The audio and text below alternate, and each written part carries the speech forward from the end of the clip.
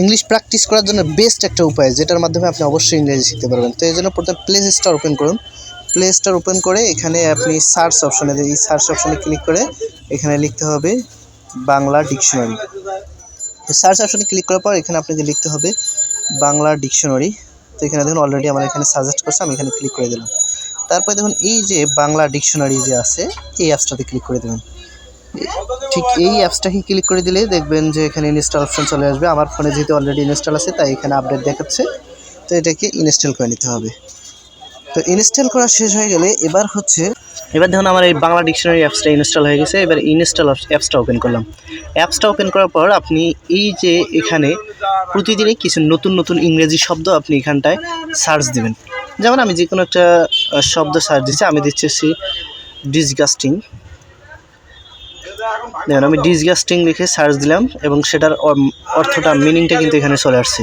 এবার আমাকে যেটা করতে হবে, এখানে দেখুন বুকমার্ক নামে একটা আইকন আছে, এই যে দেখতে পাচ্ছেন প্লাস চিহ্ন দেওয়া, এটাকে ক্লিক করলেই কিন্তু মাইনাস হয়ে যাবে।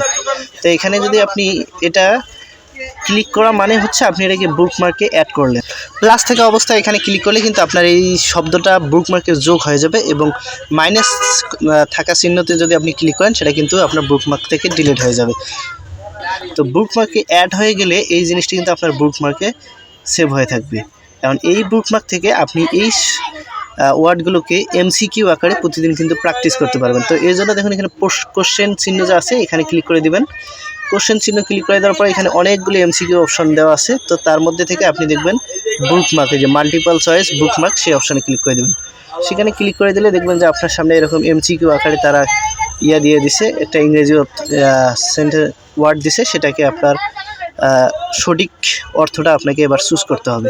তো আপনি যখন এভাবে নিয়মিত বুকমার্কে অ্যাড করার শব্দগুলো নিয়মিত প্র্যাকটিস করতে থাকবেন, দেখবেন যে সেই যে ওয়ার্ডগুলো যা আছে সেই ওয়ার্ডগুলো কিন্তু আপনার নিয়মিত আয়ত্তে চলে আসবে।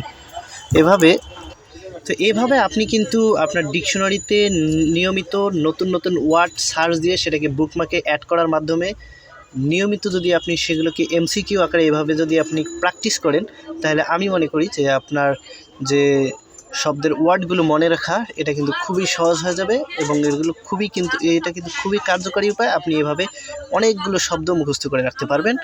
তো আশা করি ভিডিওটি আপনাদের ভালো লাগছে। ধন্যবাদ সবাইকে, দেখা হবে নতুন কোনো ভিডিওতে।